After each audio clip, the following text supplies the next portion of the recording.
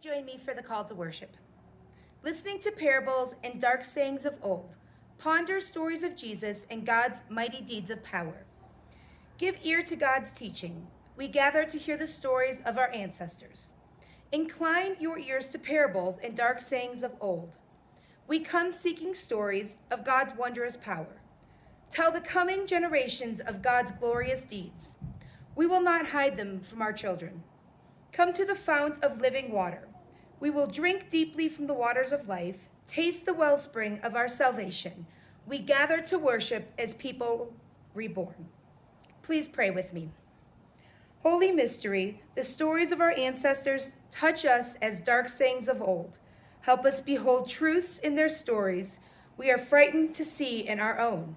Open our eyes to see your presence amidst their hopes and fears. Open our hearts to the courage it takes to assume leadership in our communities, while remaining your faithful followers. Open our minds to perceive hope in the midst of despair. We believe, Great Spirit. Help our unbelief. Join me for the Lord's Prayer. Our Father, who art in heaven, hallowed be thy name. Thy kingdom come, thy will be done, on earth as it is in heaven. Give us this day our daily bread, and forgive us our trespasses, as we forgive those who trespass against us. And lead us not into temptation, but deliver us from evil. For thine is the kingdom, and the power, and the glory, forever. Amen.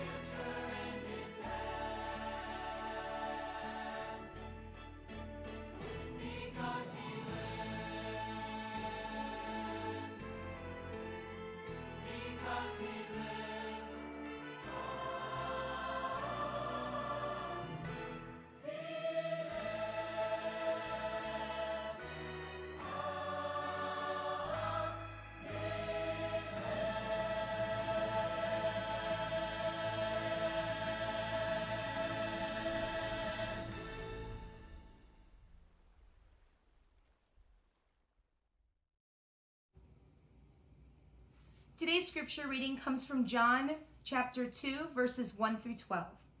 On the third day, a wedding took place at Cana in Galilee. Jesus' mother was there, and Jesus and his disciples had also been invited to the wedding. When the wine was gone, Jesus' mother said to him, "They have no more wine." "Women, why do you involve me?" Jesus replied, "My hour has not yet come." His mother said to the servants, "Do what he tells you." Nearby stood 6 stone water jars, and kind used by the Jews for ceremonial washing, each holding from 20 to 30 gallons. Jesus said to the servants, "Fill the jars with water." So they filled them to the brim. Then he told them, "Now draw out and take it to the master of the banquet." They did so, and the master of the banquet tasted the water that had been turned into wine. He did not realize where it had come from, though the servants who had drawn the water knew. Then he called the bridegroom aside and said, "Everyone brings out the choice wine first, and then the cheaper wine after the guests have had too much to drink, but you have saved the best till now." What Jesus did here in Cana of Galilee was the first of the signs through which he revealed his glory, and his disciples believed him. After this, he went down to Capernaum with his mother and brothers and disciples. There they stayed for a few days.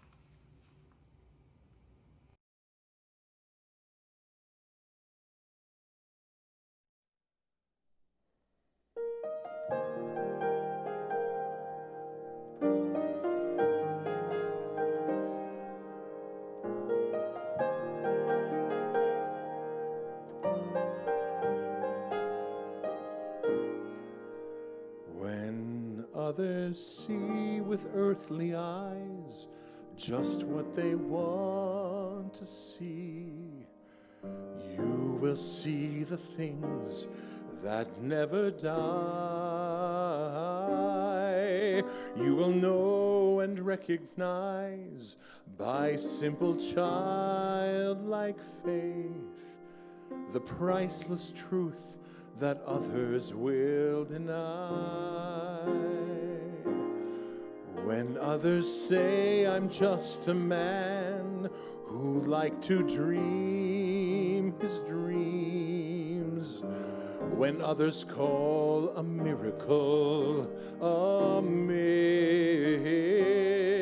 you listen for eternity in moments as they pass, and you see with spirit eyes what others miss. Upon this rock I'll build my kingdom, and on this rock forever and ever it shall stand, and all the powers of hell itself shall nevermore prevail against it, for Satan's thrones are built on sinking sands. Upon this rock I'll build my kingdom, and on this rock forever and ever it shall stand. Upon this rock of revelation I'll build a strong and mighty nation, and it shall stand the storms of time. Upon this rock.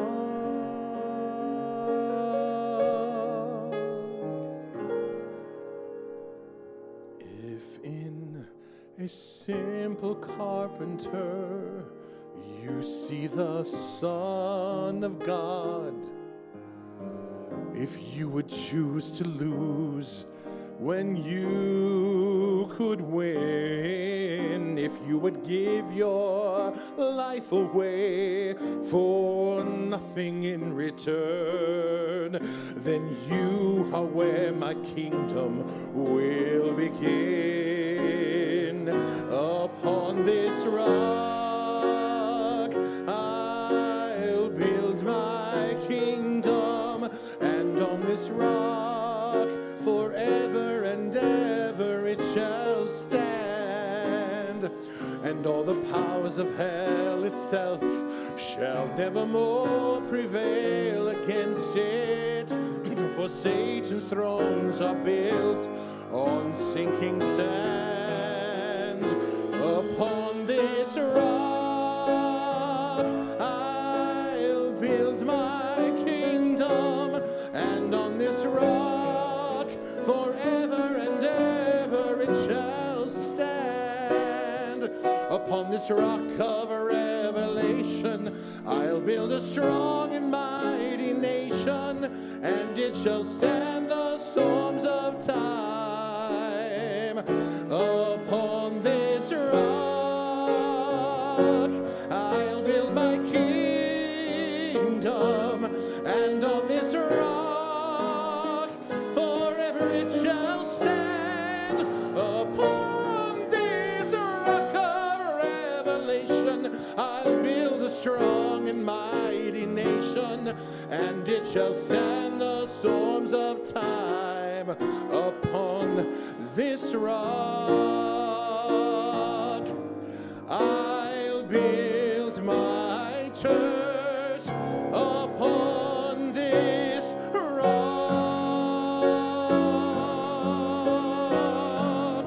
upon this rock.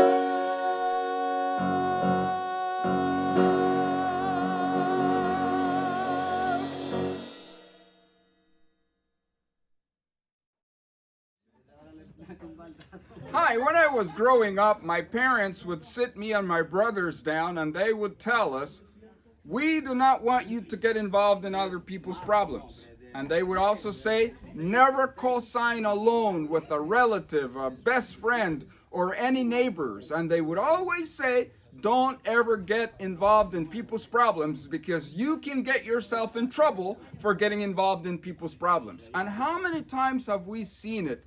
Good Samaritans that stop on the side of the road to help someone else that get killed because they were helping someone else. Or you may have seen someone who went in to break a fight up and then they were the ones that end up dead. So my parents were very strong, and they vehemently said to me and my brothers, never get involved in people's problems. And now we're continuing our study in the Gospel of John, and we're coming to chapter 2, and we're reading one of the most important miracles, the first miracle that happens in the New Testament, and it happens because Mary did what my parents told us never to do, to get involved in people's problems. And the context of the miracle happens in Cana of Galilee. It was a wedding, and Jesus and his disciples were guests. Mary was a guest, and some commentators believe that it was a close relative of Mary who was getting married, and that they ran out of wine, and that would have been a social mishap. That would have been a social embarrassment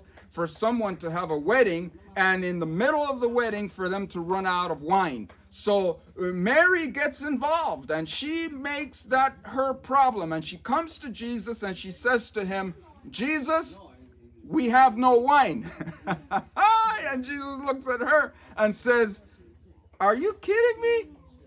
That's not our problem. Woman, why are you, no, notice he's not saying mother, mom, he's saying woman.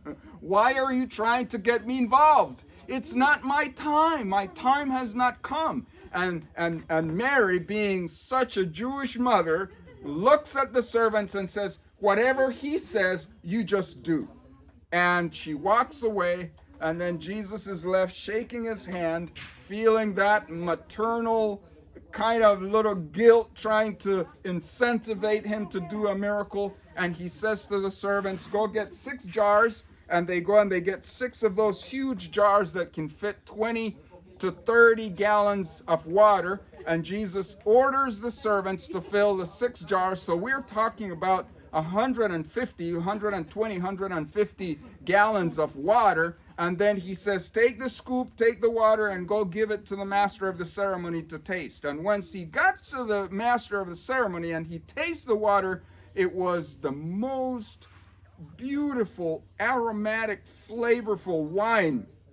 And the master of the ceremony is shocked, and he goes to the groom and he says to the groom, man, This is the most unusual wedding that I have been a part of. All the weddings that you go, or all the parties, they serve the best wine first, and then they bring out the junk wine after people are drunk or they're too tipsy to realize how bad the wine tastes. But you have brought the best wine at the end. Whoa, whoa, whoa, whoa, this is awesome. And everyone is excited. And who saves the party? People would say, Jesus, Jesus. But it was not Jesus. It was Mary who got involved. Mary got involved. Mary did what my parents told me not to do. Don't ever get involved in people's problems. I remember several years ago when my brother was dating an attorney, and they had some relational difficulties. They had some relational problems. And his girlfriend came to me and said, Hugo, I need you to talk to my brother.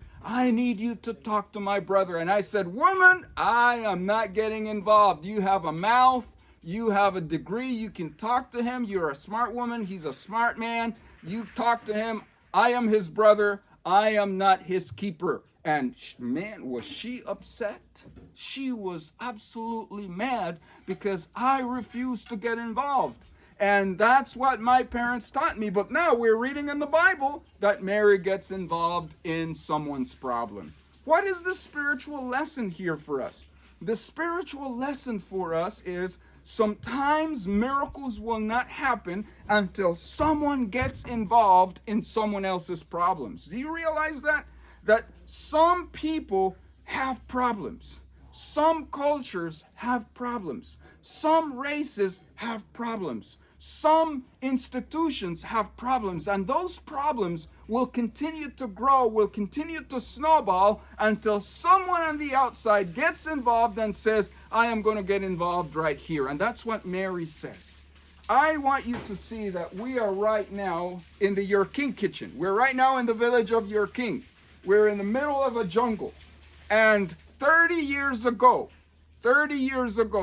these women who are working in this project had husbands who were drunks, had kids who were displaced, had to go to the big banana companies to work for a few dollars a day. They left their families away. And then the young kids did not have a school, did not have education. They had to hike 4 hours to school and then spend 7 hours in school and then hike back in the middle of the jungle at night. And 95% of those students would quit studying and they would not finish their education. And someone got involved. Someone got involved with these women and told them, you need to think about a better future for your kids. You need to think about a better future. And if I were to take the camera and pan around the village, you would see huts. You would see their ecotourism project. You would see that they have started planting food in the middle of the pandemic. We have been able to provide you folks at the First United Methodist Church. You have gotten involved. You have gotten involved, and there are 27 goats around in the community providing milk. And I have to tell you something, folks. I was visiting all those families where they have goats. And I got to an older man. He's one of the older men. He's called Don Cirilo. And he is one of the stalwart members in this community. He's an elderly man. And he's very ill and he's very sick. And when I visited him, he said, thank you for visiting me. I am ill. I am not feeling well. But they tell me that if I have goat milk will help me. Goat milk will give me the strength, will give me my health back. And I was absolutely taken back to realize that I was experiencing a miracle, because a few days before, a goat had been delivered to his daughter, and the goat was providing milk so that Don Cirilo could drink his milk and to regain his strength. And we turned a bad situation into, well, it was not wine, but it was goat milk. And this man is receiving his health. Why? Because some of you got involved in someone else's problem. You have never been to Your King. You don't know the names of the Bribri people. Some of you have come on our mission trips and you have been here, but others of you have never been here and you got involved. and you donated and you adopted a goat for these folks, and now they are being blessed. And that's what Mary did. Mary got involved in someone else's problem. But here is the problem with getting involved in people's problem. The problem with getting involved in people's problem is that sometimes we want the government to come and help those people. Sometimes we want our in-laws to come and help those people.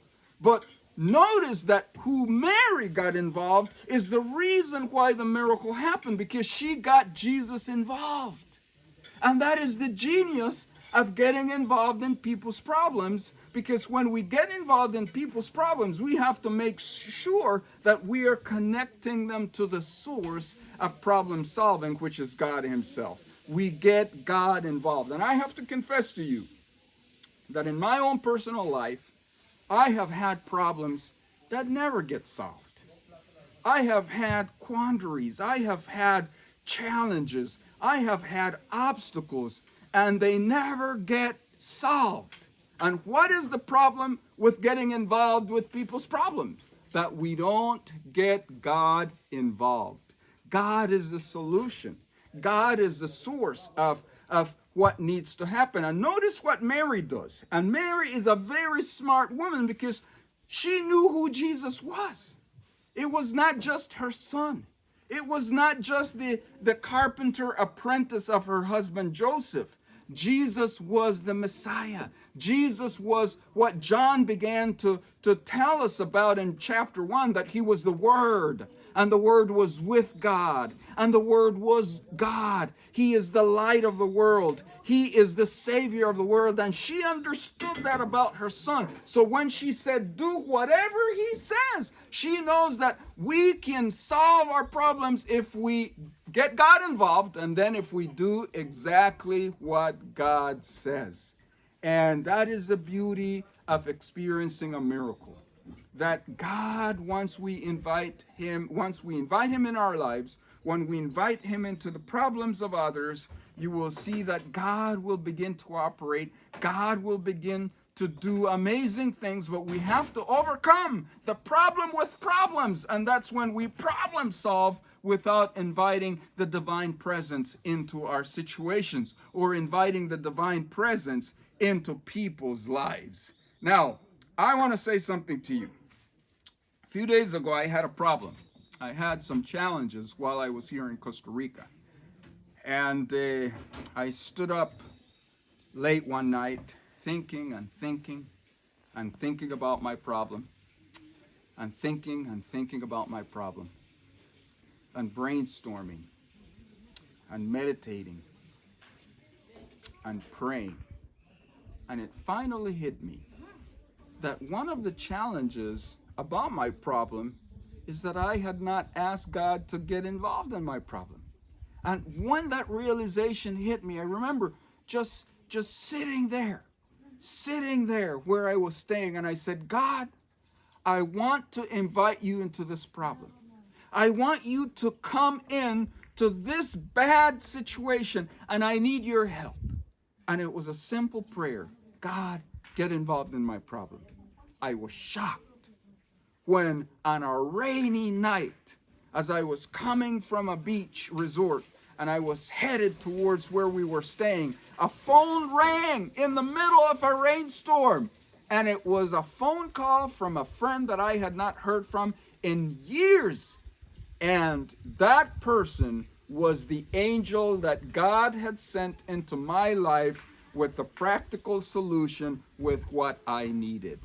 Is there a problem in your life? Is there a problem in a neighbor's life?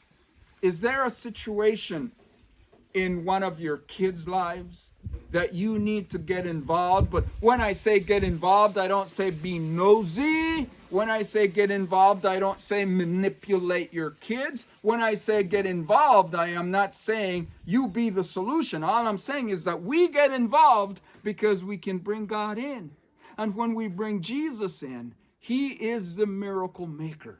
He is the one that turns the water into wine. He's the one that takes 2 loaves of bread and 5 pieces of fish, and he prays over them, and he multiplies them, and he makes the miracle happen to feed the multitudes. He is the one who walks on water. He is the one who walks on water. He is the one who makes the lame walk. He is the one who heals the leper. He is the one who opens the eyes of the blind. He is the one who forgives. He is the one who regenerates. He is the one who inspires. He is the one who saves. He is mighty to save. He is mighty to save.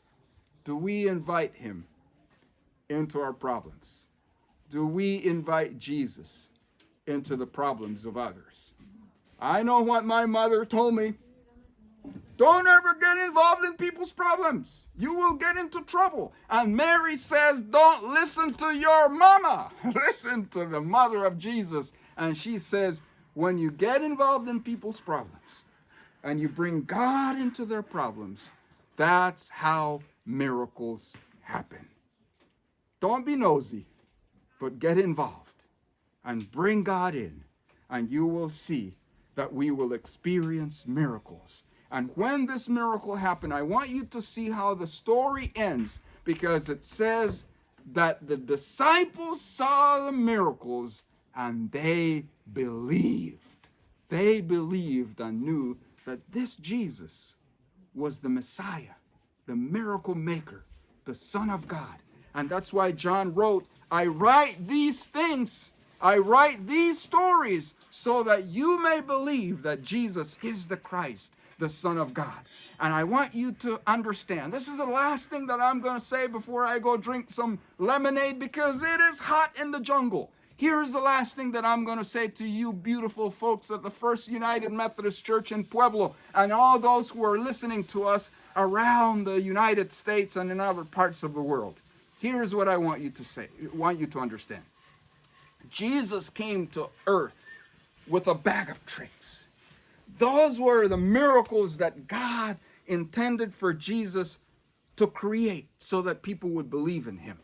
But there was one miracle that was not in his bag. And it happened to be the first miracle. That a miracle happened that was not in his bag, that was not in his plan. Why did that miracle happen? Because Mary got involved. If we don't get involved in the problems of our culture, in the problems of disunity, in the problem of hate, in the problem of poverty, in the problem that in 30 years countries will go to war over water, in the problems of pollution, in the problems of unemployment, in the problem of people feeling spiritually disconnected to the institutional church, and the problems that people do not have a means to educate their children. If we don't get involved and bring God in, our world will slowly collapse and collapse. But I want you to know that I have hope. I want you to know that I am optimistic. I want you to know that I am eager to see miracles. Why? Because Jesus is the light of the world and the one who turns water into wine. May God bless you. And if you get involved in someone else's problem, bring the mighty Alpha and Omega into their realities, and you will see how problem solving is a divine influence participating with our desire to see a better world.